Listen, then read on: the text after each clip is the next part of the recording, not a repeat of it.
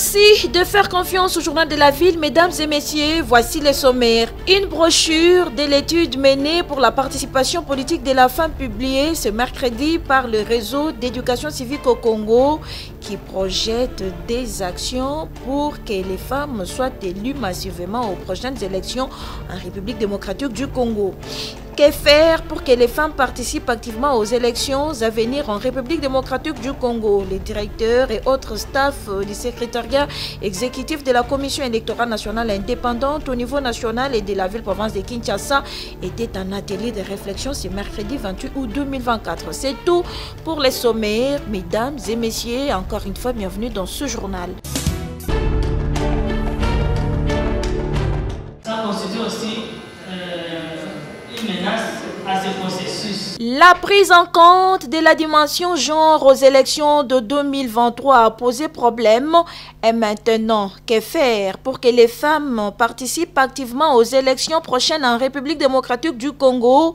Les directeurs et autres staffs du secrétariat exécutif de la Commission électorale nationale indépendante CENI au niveau national et de la ville-province de Kinshasa étaient en atelier d'évaluation ce mercredi 28 août 2024 dans la salle Apollinaire Malou Malou. En milieu pour les suivis de cet exercice, Joséphine Ngaloula, déléguée de la composante femme de la société civile au sein de l'Assemblée plénière de la Commission électorale nationale indépendante.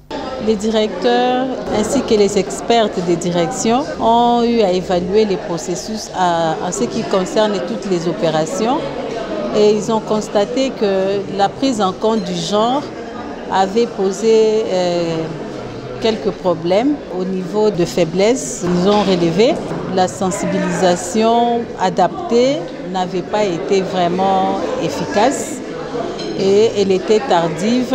De cet atelier d'évaluation découlent plusieurs recommandations ressorties par les directeurs et les experts des directions de la CENI adressées à la Commission électorale nationale indépendante, au gouvernement et aux partenaires techniques et financiers. Par rapport au management de la CENI, par exemple, c'est de faire pression sur le gouvernement afin de disponibiliser à temps les financements parce que les opérations électorales sont planifiées dans les temps. Et là, ça demande qu'il y ait des moyens pour ne pas faire des choses dans la précipitation. Et les participants, quant à eux, tiennent beaucoup à la mise en œuvre de ces recommandations. Il y a des points faibles, des points forts et des opportunités qui peuvent faire en sorte que si on réunit tous ces éléments-là, la problématique de l'inclusion va être améliorée. Nous avons fait des reproches par rapport à ce que la CENI a eu à faire. Nous avons fait des reproches par rapport à ce que le gouvernement a fait pour que les prochains processus soient vraiment améliorés. Il tient de rappeler que la Commission électorale nationale indépendante a entamé cet exercice d'évaluation de la dimension genre et inclusion dans le processus électoral depuis le 19 août 2024 avec différentes couches de la population partie prenante au processus électoral. Et aujourd'hui, c'est le tour des directeurs et autres staffs du secrétariat exécutif de la CENI et c'est en partenariat avec AIFES, Fondation internationale pour les systèmes électoraux.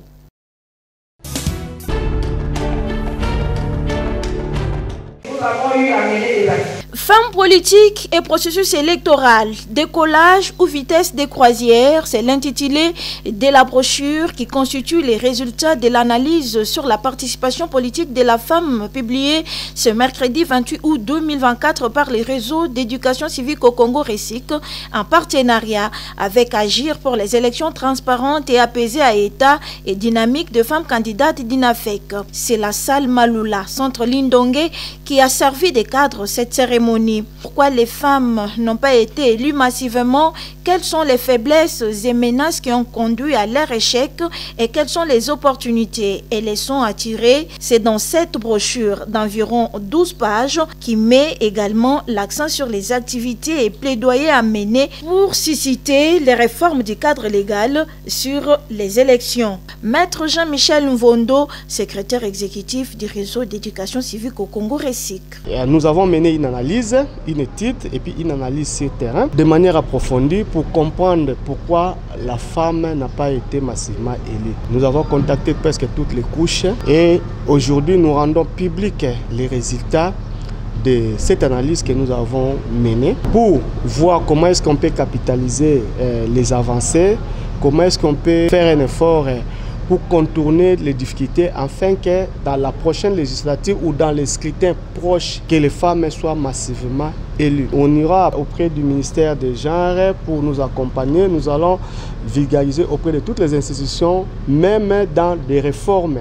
Une analyse saluée par les conseillers communaux qui remercient les RECIC pour les avoir associés. Nous préparons déjà 2028 avec ce travail que les RECIC viennent de commencer. Les femmes vont réellement se présenter, pas seulement pour les conseillers communaux, mais au moins à tous les niveaux, pourquoi pas aux élections indirectes aussi, que cette femme soit réellement préparée. Nous voulons la participation des femmes. Une copie de cette étude menée sur la participation politique de la femme était remise à la ministre du Genre, représentée ici par son directeur des cabinets.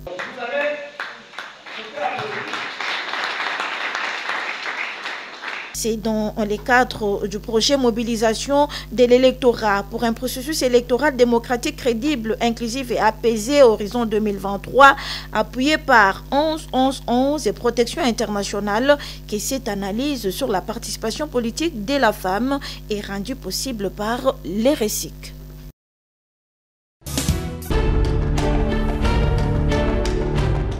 Au sortir d'une séance de travail qu'il a présidée dans son cabinet avec le gouverneur de la ville-province de Kinshasa, Daniel Bumba, le ministre des Finances, Doudou Fwamba, a rassuré la ville de la réhabilitation des chaussées urgentes telles que les avenues Assosa, Kelembelembe, Kabinda et autres.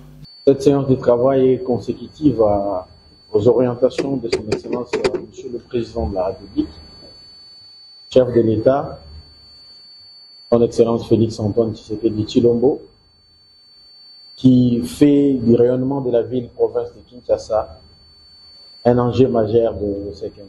Ainsi qu'il a instruit le gouvernement à envisager des possibilités d'apporter des subventions, des transferts à la ville pour qu'elle fasse ce qui est nécessaire pour rendre cette ville plus propre qu'elle se présente aujourd'hui. Et pas plus tard que la semaine passée, son Excellence, Madame la Première ministre chef du gouvernement, avait réuni une grande équipe du gouvernement autour d'elle pour essayer d'explorer les voies et moyens d'apporter les concours à la ville-province de Kinshasa dans cet objectif d'atteindre les orientations ou de réaliser les orientations du chef de l'État. C'est consécutivement à cet état de choses que le gouverneur de la ville nous a approchés après ces séances de travail pour essayer d'examiner ensemble la faisabilité et l'apport que nous pouvons mettre à leur disposition en ce qui concerne l'assainissement de la ville, les travaux de curage des caniveaux dans les différents bassins versants, mais également les travaux de voirie. Tout le Quinois et toutes les Quinoises qui sont dans cette ville peuvent constater l'état vraiment très avancé de la chaussée dans la ville. La ville nous a présenté des chaussées urgentes qu'il faut réhabiliter. Nous avons retenu l'avenue Kabinda, l'avenue Assosa, l'avenue Kalembelembe et d'autres segments de la ville qui nécessitent, dont Bokassa également, qui nécessitent une réhabilitation urgente. C'est dans ces cadres-là que nous avons, au nom du gouvernement, pris l'engagement avec l'ensemble des services spécialisés du ministère des Finances, dont notamment le bureau central de coordination, le BCECO, d'apporter à la fois notre expertise en tant que pouvoir central, mais également notre appui à la ville pour la réhabilitation de ces voies d'accès rapide au centre-ville et ces voies qui vont désengorger et alléger les embouteillages que nous constatons sur la voie publique. C'est dans ce cadre que nous avons eu cette séance de travail, tout en rassurant la ville de notre accompagnement, l'accompagnement du gouvernement central, suivant les instructions du chef de l'État, mais également en demandant aux acteurs de la ville de veiller à ce que la qualité des travaux qui vont être réalisés soit au rendez-vous, et que pour cette fois-ci, les chaussées soient réhabilitées dans une perspective de garantir leur utilisation dans un délai plus long, à la fin ou au début du premier quinquennat du chef de l'État, réhabiliter presque toutes les voies dont nous sommes en train d'évoquer aujourd'hui. Kalembelembe a été réhabilité, l'avenue Kabinda réhabilité, Bokassa réhabilité, Assosa réhabilité. Mais qu'est-ce que nous avons pu constater?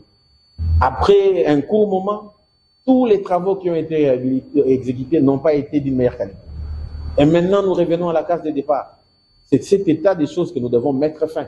Parce que nous voulons que lorsque les gouvernements appuient la ville, nous puissions avoir des résultats palpables qui s'inscrivent dans une perspective de longue durée.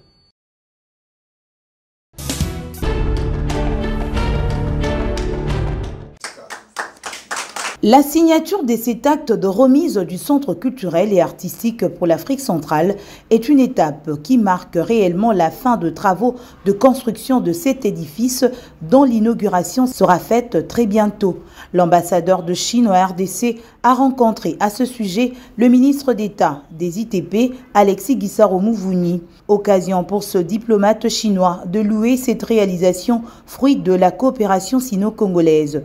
Zhao Bin a loué la qualité des travaux effectués. Ce centre, un beau bâtiment, est la démonstration de la pérennité de l'amitié entre la Chine et le Congo et entre les peuples chinois et congolais.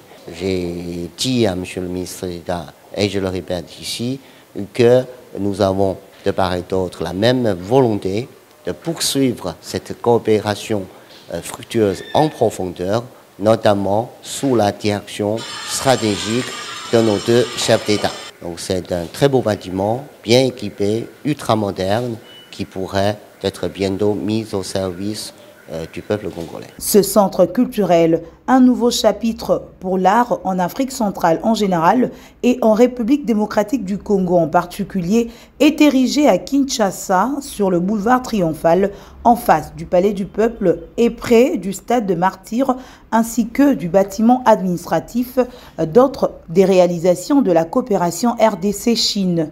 Doté des diverses infrastructures modernes dont un centre culturel, un campus de l'INA et un centre d'accueil, ce bijou vise à promouvoir la culture africaine et surtout celle de la RDC.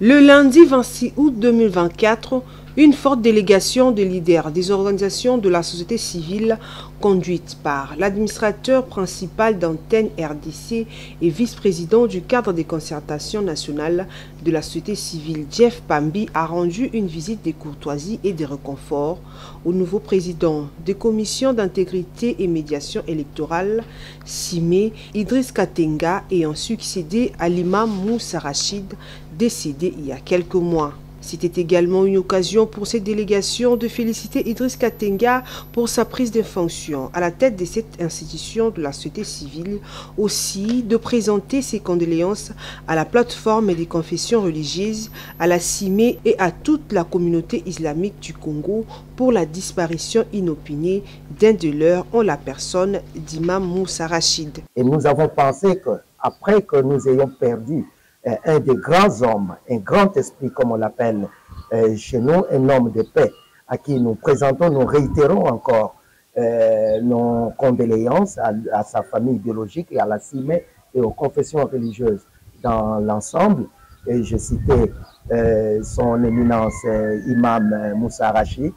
Et après que nous ayons perdu cet homme, disais-je, et il est venu à la tête de cette institution importante, un des nôtres, à la personne de son Excellence Idriss Katenga, et qu'il était de notre devoir de venir lui témoigner, d'abord lui présenter nos félicitations en tant que société civile, et dont lui-même est l'émanation, mais aussi de lui rassurer de notre soutien et notre accompagnement dans son travail qui ne sera pas du tout repos dans la mesure où notre pays traverse des moments critiques, je l'ai dit, et que la CIME et la personne de son Excellence, le président de la CIME lui-même, n'aura pas de repos pendant ces temps et qu'il aura, il a dit lui-même, besoin de beaucoup de gros bras, comme on dit.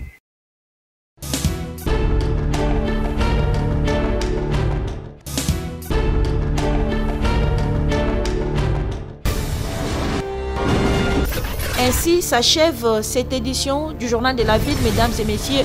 Merci de l'avoir suivi. Le prochain rendez-vous est fixé pour ce jeudi et d'ici là, portez-vous bien.